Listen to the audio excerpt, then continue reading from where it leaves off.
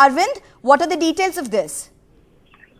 Sneha, Nirav Modi, the fugitive who is accused of defrauding the Punjab National Bank to the tune of almost over 20,000 crores, has yet again lost a legal battle in UK.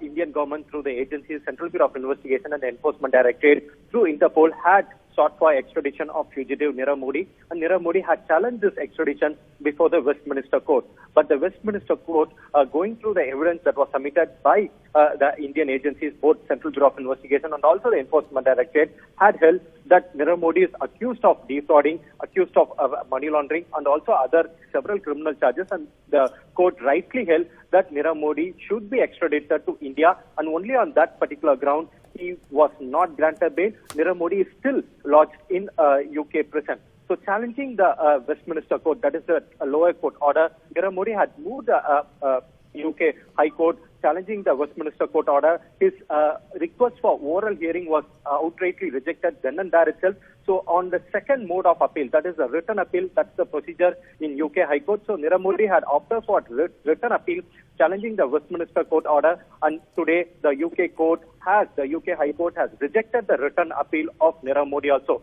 So it's a big win for the Indian agencies, because Indian agencies have been claiming that Nirav Modi, this is a clear case of fraud, and that's why they submitted all the evidence that the agency gathered during the course of investigation before the UK courts, let it be the Westminster Court. Westminster Court also gave the order in favor of Indian agencies, and challenging that Nirav Modi had approached the High Court with an oral appeal. But even during the course of oral appeal, the UK High Court denied him bail, because if you could compare Nirav Modi case with Vijay Mallya case, Vijay Mallya got bail then and there. Even when Westminster Court arrested him, he was granted bail then and there. But in the case of Nirav Modi is still lodged in the prison, in UK prison. He has not been granted bail till date, and that's where the Indian agencies say that is on the strength of evidence that the Indian agency submitted before the UK courts, and that's why he could not even secure bail till date. So challenging the Westminster Court order, he first opted for an oral hearing that was rejected. Now another shot in the arm for the agencies, because the UK High Court in the written appeal also has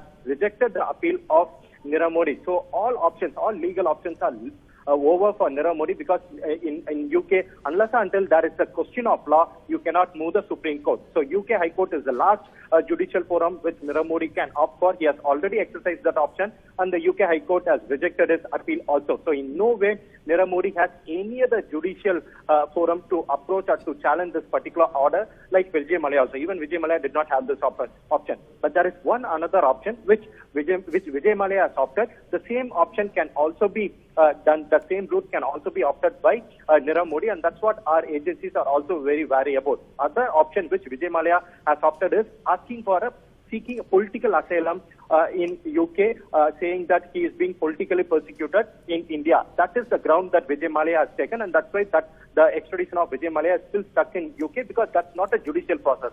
A political asylum process is purely an executive process that is being confined to within the local law of UK, and that's why Indian agencies not able to take the extradition of Vijay Mallya forward. So that is a similar strategy which Nirav Modi can also opt for, but our agencies are very confident. The case of Vijay Mallya and Nirav Modi are completely two different cases, because they are giving the example how Vijay Mallya was granted bail then and there, but in the case of Nirav Modi, the UK courts refused to grant him bail because it's a clear case of fraud. Whereas Vijay Mallya made this argument that that's a bona fide business failure, but in the case of Nirav Modi, it's a clear case of fraud, and that's why the court refused to grant him bail, and that's why the Indian agencies are very confident that even if Nirav Modi opts the same strategy like Vijay Mallya, seeking a political asylum, his file will be thrown out, and it's just a matter of time that Indian agencies will get hands on Nirav Modi. But everything, nevertheless, but the agencies are keeping a close watch.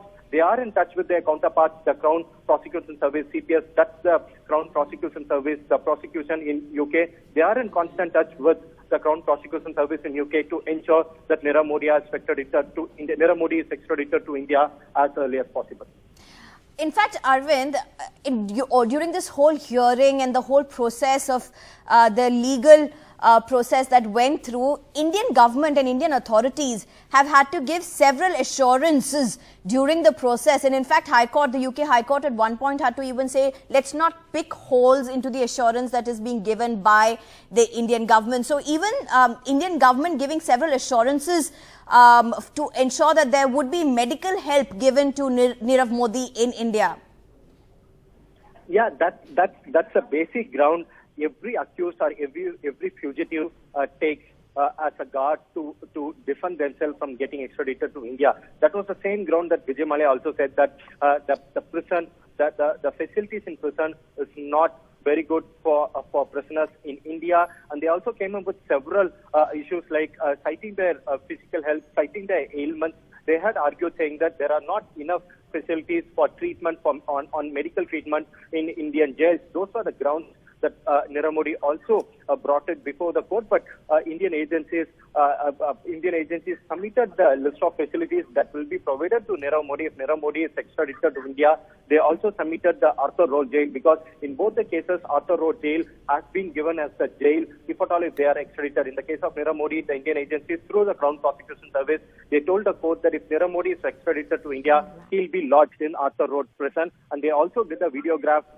They also shot the jail cell. They also gave the cell number, etc. There's a cell in which Nirav Modi will be lodged if he is extradited to India. They gave the entire details, the kind of facilities, the kind of treatment will be given to Nirav Modi if he is extradited to India, and that's why completely agreeing with the grounds or with the arguments of Indian agencies through the Crown Prosecution Service, the court agreed with the contention, saying that that cannot be the ground by which the court can reject the extradition request, and then the extradition request was upheld by the Westminster Court. So once Westminster Court agreed with the extradition plea of Indian agencies, that was sent to the Home Secretary, and within 15 days to 1 month, Nirav Modi moved the UK High Court with an oral plea that was rejected, and now the written plea is also rejected.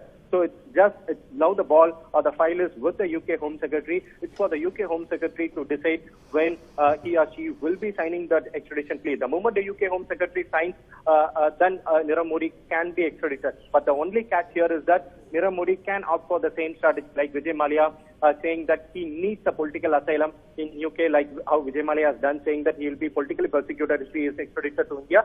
So if that is rejected, then we can say for sure that Nirav Modi will be in India to face the law of the land here.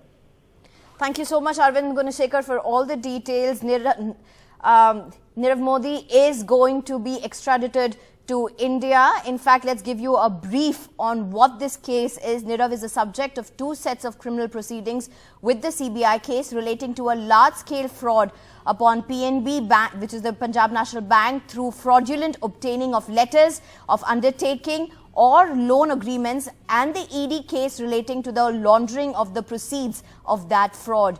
He also faces 2 additional charges of causing the disappearance of evidence and intimidating witnesses or criminal intimidation to cause death, which were added to the CBI case. The extradition comes after several assurances made by the Indian authorities that all possible medical help and the best of it will be given to Nirav Modi.